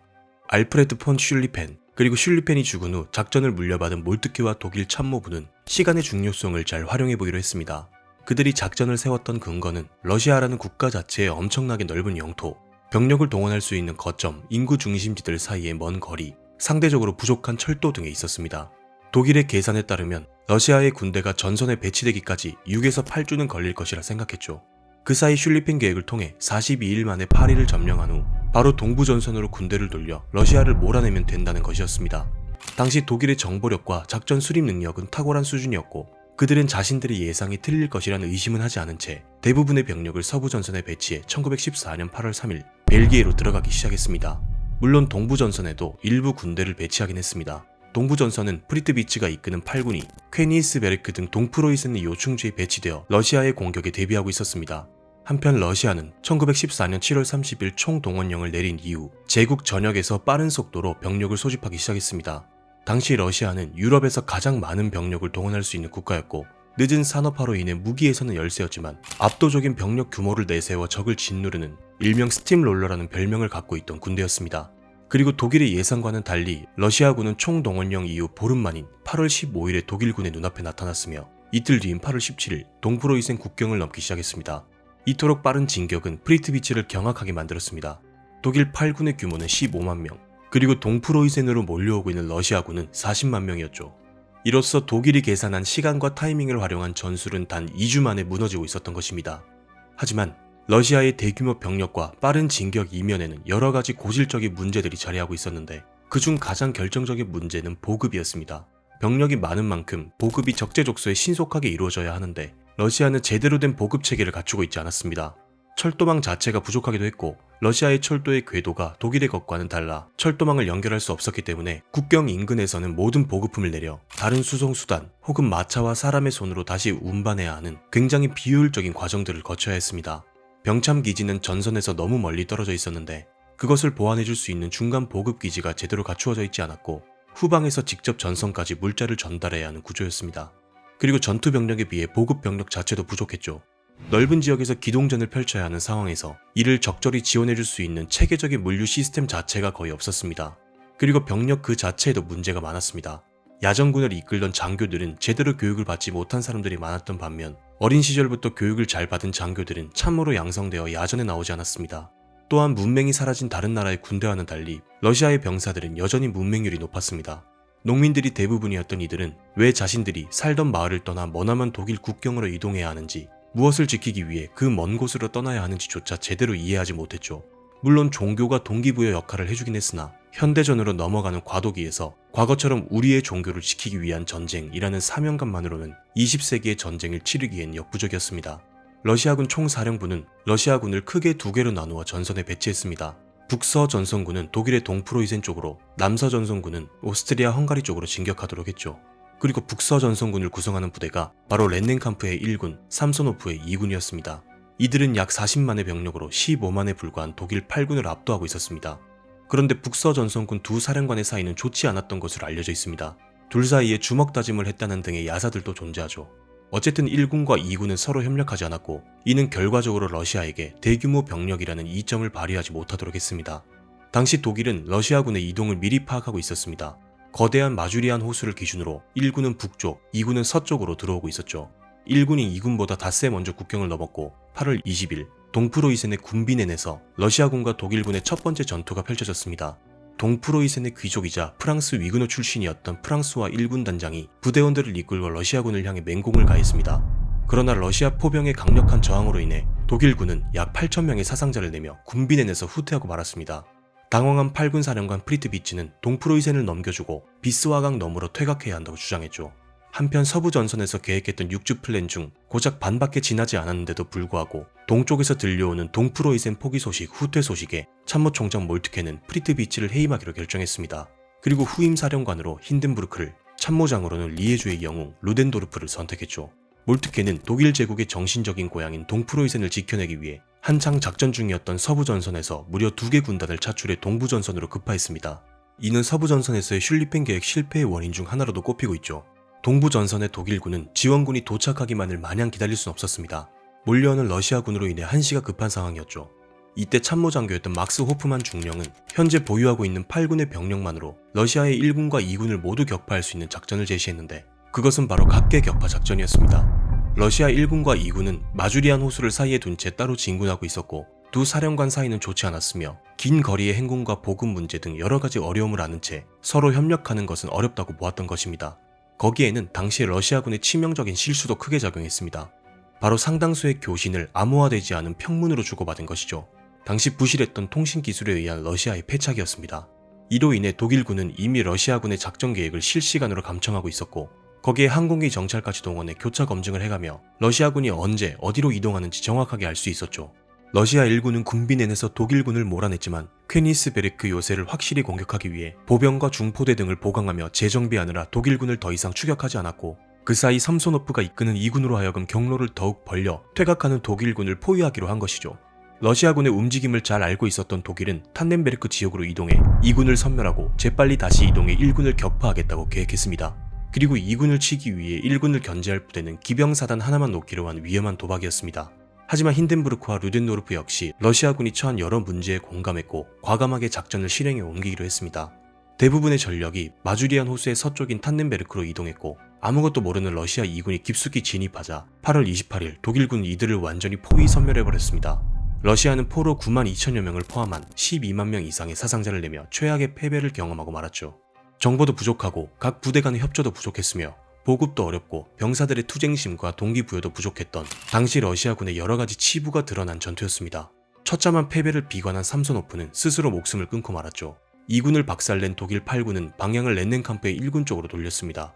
때마침 서부 전선에서도 지원군이 도착한 독일군은 숨쉴 틈도 없이 군비넨에 머무르고 있던 러시아 1군을 밀어붙였고 러시아 1군은 퇴각 전투를 벌였습니다. 그렇게 독일은 제1차 마주리안 호수 전투에서도 포로 6만을 잡아내며 다시 한번 러시아에 패배를 안겼습니다. 그렇게 독일은 가까스로 동프로이센 지역을 사수해냈고 국경지대를 방어하며 러시아와 여러 전투들을 이어가고 있었습니다. 저의 예전 영상 사라예보 사건의 전말에도 잘 나와있듯이 오스트리아 헝가리 제국은 다민족으로 구성된 이중제국이었습니다. 유럽 최고의 근본 가문인 합스부르크 왕조가 명맥을 이어오고 있던 곳으로 오랜 기간 유럽 중앙에서 활약하며 거대한 제국의 형태를 갖추고 발칸으로의 진출을 노리던 시점이었죠. 독일계, 헝가리계를 비롯해 슬라브계와 여러 기타 민족들까지 다민족, 다언어 국가였던 오스트리아 헝가리 제국. 하지만 이들은 큰 덩치에 비해 산업화는 늦은 편이었고 군대에 있어서도 커다란 문제점을 안고 있었습니다. 언어의 장벽과 민족 간의 갈등으로 인해 하나로 통합된 군대로서 기능하기가 어려웠습니다. 그러다 보니 일관된 지휘체계 그리고 제국에 대한 충성심은 타국에 비해 부족했습니다. 또한 장비와 보급 역시 독일군에 비해서는 형편없는 수준이었고 병사들의 훈련 수준 역시 뒤떨어졌습니다. 그러나 이들은 독일이라는 든든한 동맹국의 약속을 믿었고 세르비아를 향해 선전포고를 하며 제1차 세계대전의 포문을 열었던 것이죠. 그리고 이제 다가오는 러시아군을 상대해야 했습니다. 앞에서의 내용처럼 러시아의 북서전선군이 독일의 동프로이센으로 향하고 있을 때 사실은 더 큰 규모의 남서전선군이 오스트리아 헝가리의 갈리치아 방면으로 내려오고 있었습니다. 북서전선군에는 2개의 군을 배치한 반면 이바노프가 지휘하는 남서전선군에는 4개의 군을 배치했죠. 양국은 발칸에서의 영향력을 두고 오랫동안 신경전을 벌였고 이제 1차 대전을 통해 제대로 맞붙게 된 것입니다. 오스트리아군은 카르파티아 산맥을 등진 채 프셰미실, 렘베르크 등의 병력을 배치해 러시아군에 맞서고 있었습니다. 그리고 오스트리아 역시 러시아의 빠른 속도에 당황하긴 마찬가지였고 그 덕분에 갈리치아 전선과 세르비아 전선 사이에서 갈팡질팡하며 병력을 효율적으로 투입하지 못했죠. 8월 말이 되자 러시아군은 갈리치아 전선에 무려 71개 사단을 배치했고 오스트리아군은 47개 사단으로 맞서고 있었습니다. 전투 기간 병력 총합 200만 명이 투입된 대규모 전투가 발발하기 일보 직전이었죠. 갈리치아 전투라고 표현되는 이 전투는 무려 480km에 달하는 넓은 전선을 두고 펼쳐진 대규모 기동전이었다는 점에서 좁고 밀집된 전선, 그리고 참호전 위주의 전투였던 서부 전선과는 다른 동부 전선의 큰 특징을 보여주고 있기도 합니다. 그리고 8월 23일에서 9월 11일 사이 벌어진 갈리치아 전투를 통해 러시아군은 오스트리아군을 무려 240km 후방인 카르파티아 산맥까지 몰아냈으며 갈리치아 지역을 차지하는 데 성공했습니다. 콘라트 사령관이 이끌었던 오스트리아군은 초반에는 꽤나 성공적인 전투를 보여주었으나 이후 벌어지는 전투들에서 드러난 비효율적인 병력 운용, 부족한 작전 지휘 체계, 병력 내부의 모래알 같은 결집력 등의 여러 결점이 드러났고 러시아군의 계속해서 증원되는 병력과 압도적인 화력 앞에 결국엔 후퇴하고 말았죠. 이 갈리치아 전투를 통해 오스트리아는 30만의 포로를 포함해 40만 명을 잃었고 러시아군 역시 30만의 사상자를 낼 정도로 엄청난 규모의 전투였습니다. 그리고 그 과정에서 민간인을 포함한 15만 명에 이르는 오스트리아 수비대가 프셰미실이라는 요새 도시 안에 갇히게 되었습니다.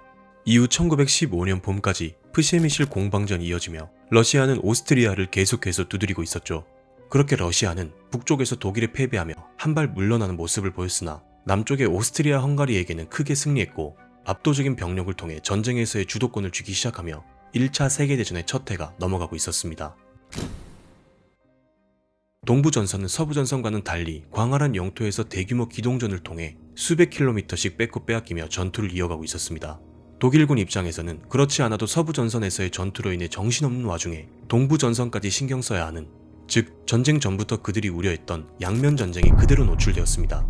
동맹국인 오스트리아 헝가리군은 단독으로 싸우기엔 역부족이었고 만약 방치해둔다면 오스트리아 헝가리의 영토를 통해 독일의 슐레지엔 방면을 따라 곧장 베를린까지 진격할 수 있는 루트를 내어줄 수도 있었죠. 결국 독일은 오스트리아 헝가리에게 내민 백지수표 약속을 지킬 수밖에 없었고 1915년 5월 러시아군을 향한 대반격에 나서게 됩니다. 다음 편에서는 독일군이 본격적으로 가세해 러시아군을 향해 대규모 공세를 가하는 과정을 비롯한 동부전선에서의 남은 이야기들을 마저 이어가도록 하겠습니다. 영상을 클릭해 주셔서 감사합니다. 현재 진행 중인 제1차 세계대전 이야기는 내용이 워낙 방대하다 보니 여러 편으로 나누어 만들고 있습니다. 오늘은 지난 영상에 이어 동부전선에 관한 이야기를 계속하도록 하겠습니다. 독일은 전쟁이 시작되자마자 서부전선과 동부전선 양쪽에서 전쟁을 치러야 하는 어려움에 봉착했습니다. 독일군은 생각보다 훨씬 빨랐던 러시아의 대규모 공세에 동프로이센을 내줄 뻔했으나 탄넨베르크 전투에서 러시아 2군을 괴멸시켰고 제1차 마주리안 호스 전투에서도 러시아 1군을 몰아내며 독일 제국의 정신적인 고향 동프로이센을 겨우 지켜냈습니다. 하지만 이후에도 러시아군의 크고 작은 공세가 계속되었고 독일군은 서부전선에서 프랑스군과 영국 원정군을 상대하느라 러시아군의 압박을 완벽히 벗겨내지 못하고 있었습니다. 이뿐만 아니라 러시아군은 독일을 공격하는 것과 동시에 오스트리아 헝가리의 갈리치아 방면에도 대규모 공세를 가했고 오스트리아 헝가리군을 카르파티아 산맥까지 몰아내며 갈리치아 일대를 차지하는 데 성공했습니다. 그렇게 러시아군은 장거리 원정과 늘어지는 보급으로 인해 지속적인 공세를 가하는 데는 어려움을 겪고 있었으나 양면 전선의 어려움에 놓인 독일과 오스트리아 헝가리를 압박하며 나름대로 주도권을 쥔 채 전쟁을 이어가고 있었습니다. 1914년 말에서 1915년 초 오스트리아 헝가리 제국은 엄청난 피를 흘리고 있었습니다. 갈리치아 전역에서 포로 30만을 포함한 40만의 병력을 잃었고 렘베르크를 비롯한 갈리치아 지역을 빼앗긴 것은 물론 프시에미실은 포위되어 15만의 수비대가 농성에 들어간 상태였습니다. 오스트리아 헝가리군은 프시에미실을 탈환하기 위해 악착같이 애써보았으나 밑빠진 독에 물 붓듯이 사상자 수만 늘어갈 뿐이었죠. 그렇게 오스트리아 헝가리군은 후방의 헝가리 대평원까지 넘겨줄 위기에 처해 있었고 전쟁이 발발한 지 1년도 되지 않아 전체 병력의 절반가량을 잃었습니다. 그런데 사실 오스트리아 헝가리군 그 자체만 놓고 보았을 때는 여러 가지 강점을 가지고 있던 군대였습니다. 체코 풀젠의 스코다 공업을 중심으로 한 대구경 화포 시스템은 당시 유럽에서 최고 수준이었습니다. 특히 스코다 305mm 공성 곡사포는 전장에서 적군의 요새를 파괴하는 데 결정적인 기여를 했죠. 당시 기술력, 정밀성, 기동성 등에서는 독일이 자랑하던 크루프 420mm 곡사포 빅베르타보다도 실용적이었다고 평가받고 있습니다. 또한 행정, 병참, 기록 체계는 정교했고 수십 년간의 군사개혁과 기동훈련을 바탕으로 전시 동원 시스템이 잘 갖추어진 군대였습니다. 전쟁 초기 세르비아 전선과 갈리치아 전선에 무려 180만 규모의 병력을 투입할 정도로 병력 역시 충분했죠. 하지만 이러한 장점들은 지휘 간의 실책 그리고 당시 처한 현실에서는 효과를 보지 못했습니다. 오스트리아 헝가리군을 이끌었던 콘라트 폰 회첸도르프는 세르비아를 혐오했습니다. 그는 러시아군은 안중에도 없었고 오로지 머릿속에는 세르비아 공격으로 가득 차 있었죠. 그는 세르비아를 단순히 적국이 아닌 합스부르크 제국을 좀먹게 하는 질병 정도로 여겼습니다. 1914년 7월 31일 러시아의 총동원령이 내렸을 때조차 전력의 핵심인 2군을 발칸으로 이동시킨 후 다시 러시아 전선으로 이동시키는 비효율적인 지시를 내렸고 이로 인해 2군은 두 전역 모두에 참여는 했으나 어느 전선에도 실질적인 도움되지 않는 결과를 낳았습니다. 또한 콘라트는 여전히 공세의 일변도에 낙관론에 빠져 있었습니다. 병력에서 열세였음에도 불구하고 러시아를 단기에 포위 섬멸할 수 있다고 생각했던 그는 병력을 지나치게 넓게 퍼뜨렸고 그 결과 각 부대는 러시아군의 집중 공격에 각계격파당하는 결과를 낳았습니다. 거기에 더해 기병 장군 출신이자 구시대의 상징과도 같았던 3군 사령관 브루더만은 상부에서 내려진 방어 임무를 내팽개쳤습니다. 그는 여전히 포병 없이도 공격이 가능하다는 전근대적인 사고를 가진 지휘관이었고 결국 아무런 전략적 고려 없이 공세를 선택해 갈리치아 전투 패배의 결정적인 요인이 되기도 했습니다. 또한 오스트리아 헝가리는 다민족 제국의 구조적인 한계를 피하지 못했는데 민족 간의 갈등은 전장에서 혼란을 초래할 수밖에 없었습니다. 오스트리아 헝가리군은 9개의 언어 집단으로 구성되어 있었고 지휘 명령은 여러 언어로 번역되어 속도와 명확성을 떨어뜨렸죠. 갈리치아 전선의 한 루마니아계 부대는 루마니아어를 구사할 수 있는 지휘관이 한 명도 없었다고 합니다. 일부 지휘관은 슬라브인 병사들에 대해 편견을 가지고 있었고 전투에서의 패배를 이들 탓으로 돌리며 군 내부의 불신, 사기 저하를 불러일으키기도 했죠. 거기다 지역과 민족에 따른 교육 수준 역시 심각했습니다. 빈 근처 독일계 지역의 문맹률은 3%에 그친 반면 갈리치아, 달마티아 등 특정 지역의 문맹률은 60%가 넘어갔습니다. 어떤 병사들은 좌우조차 구분하지 못할 정도였다고 하죠. 또한 군 훈련은 여전히 19세기의 낡은 보병 전술 위주였고 최첨단 병기를 생산할 수 있는 기술력 자체는 독일과 어깨를 나란히 할 정도였으나 실제 전선에 투입된 것은 구형 야포 위주였습니다. 거기에 낙후된 포병 교리와 탄약 부족까지 더해져 러시아군의 포병에 완전히 압도당해버렸죠. 그렇게 1914년 말에서 1915년 봄 사이 오스트리아 헝가리군은 빈사 상태에 빠져 있었고 이제 동맹국인 독일의 도움 없이는 상황을 해결할 방법이 없는 절체절명의 위기에 놓여 있었습니다. 1914년은 독일군에게도 매우 어려웠던 해였습니다. 단기 결전을 기대했던 슐리펜 계획은 조기에 좌절되었고 서부 전선은 곧 참호전이라는 교착 상태에 빠졌습니다. 독일군은 수백 킬로미터에 달하는 전선을 따라 병력을 갈아넣는 소모전의 수렁에 빠져들고 있었죠. 그렇게 전쟁이 1915년 초로 넘어갈 무렵에는 이미 100만 명이 넘는 병사들이 전력에서 이탈했을 정도였습니다. 그렇게 독일에도 전쟁 피로감이 사회 전반에 퍼져가고 있었죠.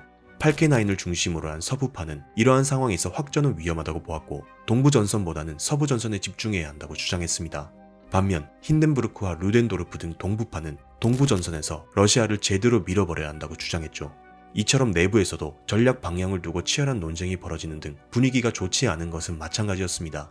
그러나 독일군은 여전히 강했습니다.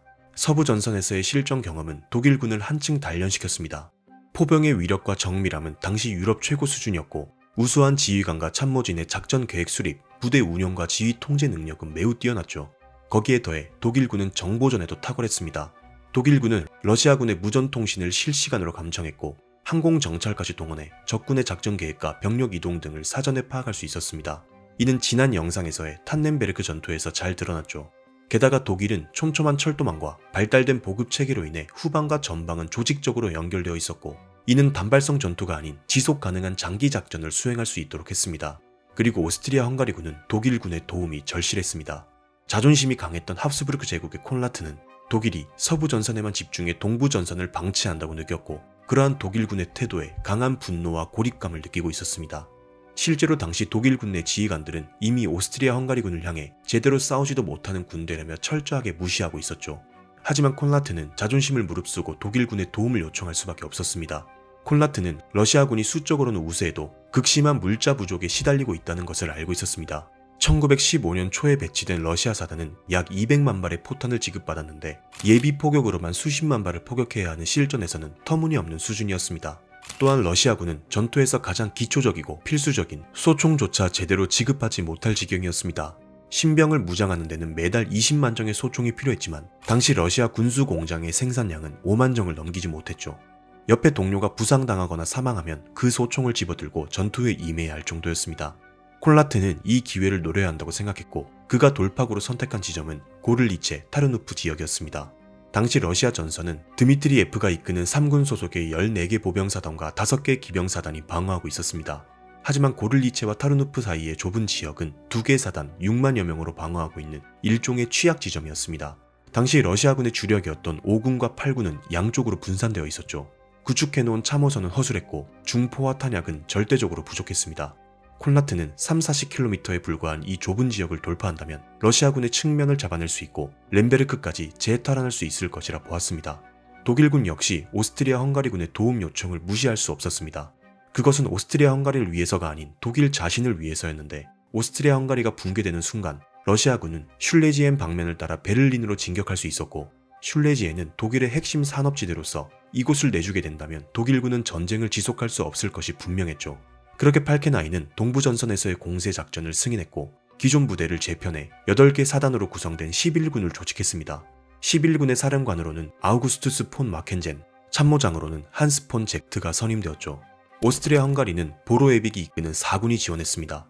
명목상 독일 오스트리아 연합작전이긴 했으나 사실상 독일군이 전체를 지휘하는 그림이었습니다. 마켄젠은 고를리체 타르누프 사이의 좁은 통로에 독일군 12만을 집중시켰고 중포 250문을 포함한 1000문 이상의 포를 동원하면서 본격적인 작전을 개시했습니다. 이 공세의 주요 목적은 오스트리아 헝가리 전선의 붕괴 방지와 러시아군 방어선을 걷어내는 데 있었습니다. 그리고 마켄젠은 이 작전이 성공하기 위해서는 압도적인 화력을 통한 기습 그리고 속도전이 핵심이라고 보았죠. 1915년 5월 2일 새벽 시작된 독일군의 무자비한 예비 포격은 어설픈 러시아의 참호를 박살내기 시작했습니다. 압도적이고 정밀했던 포격 세례에 이어 5월 2일 아침이 되자 이번엔 보병이 단숨에 밀고 들어가기 시작했습니다. 급작스러운 독일군의 공격에 러시아군은 혼비백산하며 후퇴하기 시작했습니다.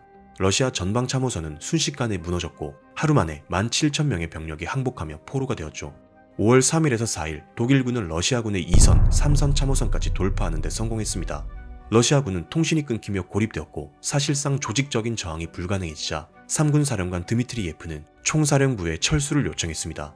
그렇게 5월 중순으로 접어들며 러시아군의 후퇴는 본격화되었고 그 사이 5군과 8군을 중심으로 새로운 방어선을 시도해보았으나 이미 독일군의 중앙 돌파로 인해 좌우 측면이 붕괴되어 효과를 보지 못했습니다.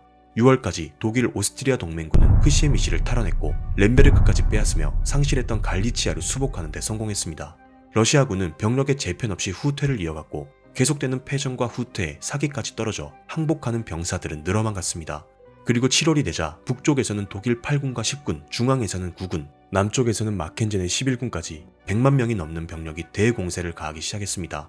그렇게 8월 4일에는 바르샤바에 입성했고 9월 초까지 코브노, 노보게오르기옙스크, 브레스트 리톱스크, 그로드노 등 러시아의 상징적인 요새마저 빼앗으며 폴란드 돌출부를 완전히 제거해버렸습니다. 이 기간 러시아는 그야말로 대후퇴를 감행했는데 무려 75만 명이 포로로 잡혔고 100만 명이 죽거나 다치거나 실종되었습니다.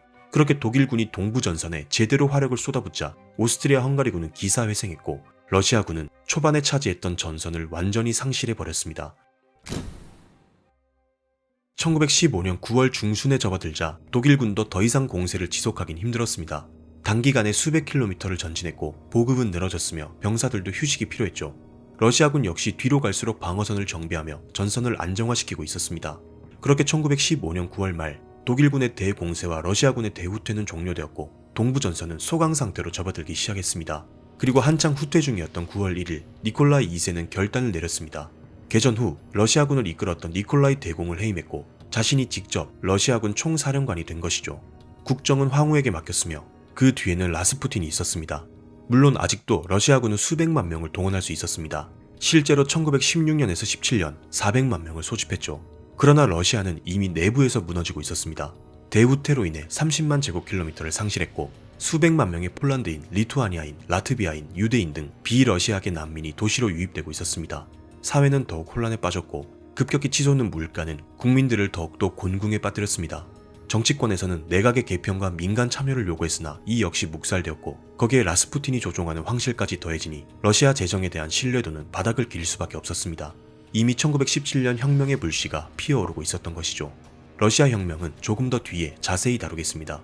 이렇게 오늘 영상으로 동부전선에 대한 이야기는 잠시 뒤로 하고 다음 영상에서는 제1차 세계대전이 왜 세계대전인지 지금까지 다루었던 주요 국가들 외에 다른 국가들이 참전하기 시작하면서 전쟁이 확전되는 과정에 대해 알아보도록 하겠습니다.